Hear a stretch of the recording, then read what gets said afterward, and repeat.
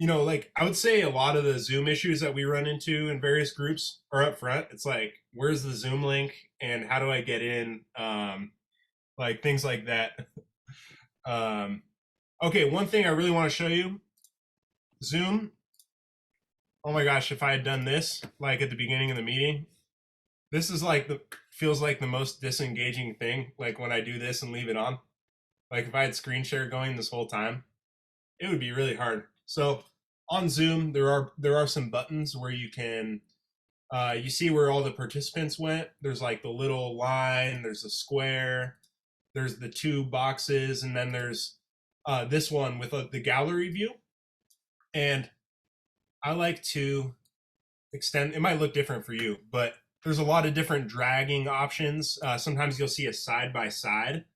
You can actually make the screen share a lot smaller. And I know like a lot of people don't know that that feature exists where you can make people bigger again while someone's screen sharing. Because like even when people are screen sharing, I want to see everyone's face. I don't want it to be like going to a corner of the screen. So there's like a little window right in between where you can make people bigger again and make the screen share smaller.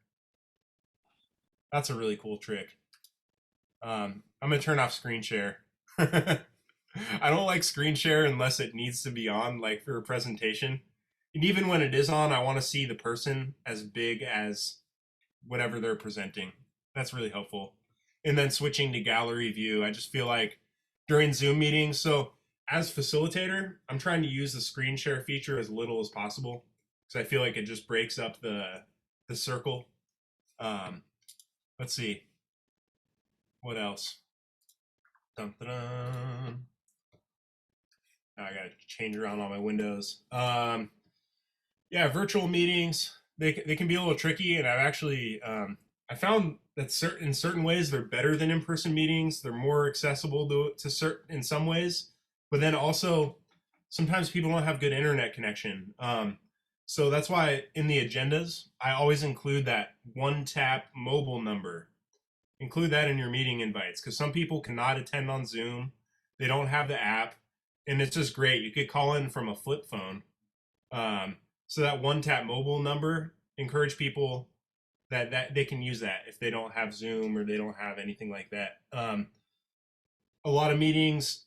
Sometimes you have people that have different disabilities like vision, hearing, that kind of thing. Webinars. I've been to webinars where they have interpreters, like that kind of thing. So there's a lot of ways that we need to make tech accessible. And honestly, like in our groups, I haven't seen people that have deafness. Like I haven't seen these people in our groups, and I know that these people are active. And maybe I'm just curious if maybe Zoom, like they're just like, I'm not doing Zoom because there's not an interpreter or something like that. So reaching out to people that are in the communities and seeing what their accessibility needs are with tech and just getting a sense of what people are struggling with in terms of the tech. I think it's something that kind of gets glossed over. It's like, yeah, here's the Zoom link, see you then. But I think there's a lot of work we can do to make sure it's inclusive regarding the tech. Um, and then, our coalition uses Google Docs. We have a Google Drive folder. It has another folder within that has the meeting notes and agendas. The note taker or the facilitator will usually send out the notes after. There's a lot of other stuff, and we're running out of time. So maybe tech will be another topic for a future discussion group.